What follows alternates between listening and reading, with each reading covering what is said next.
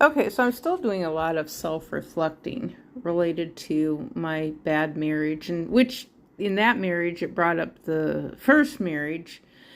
And I know you even questioned in my second marriage if I had resolved things in my first marriage. I had kind of wished there was a way that I could have talked to my first husband, which he wanted to stay in contact.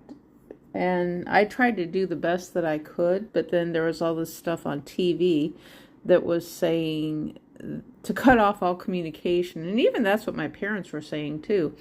It was kind of going against my better judgment because of the fact it's like, well, how do you do that when you've got kids? You got to be able to talk to each other.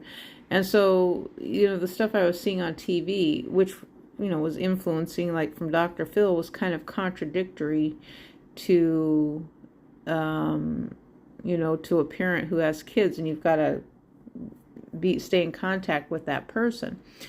But I was just looking at something here on the internet.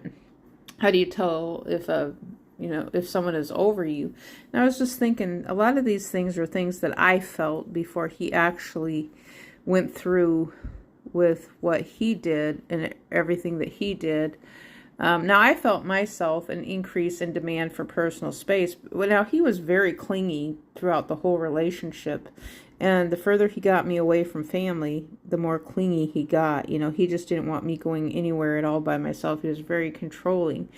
But I liked it when he was gone to work because then I had time to myself. So when he retired, it was a struggle for me, a big struggle, because he wasn't someone, my first husband, he didn't care, he was glad when I was able to go and do things by myself at times, because he wanted to go do things by himself at times. And so that was something that we agreed on.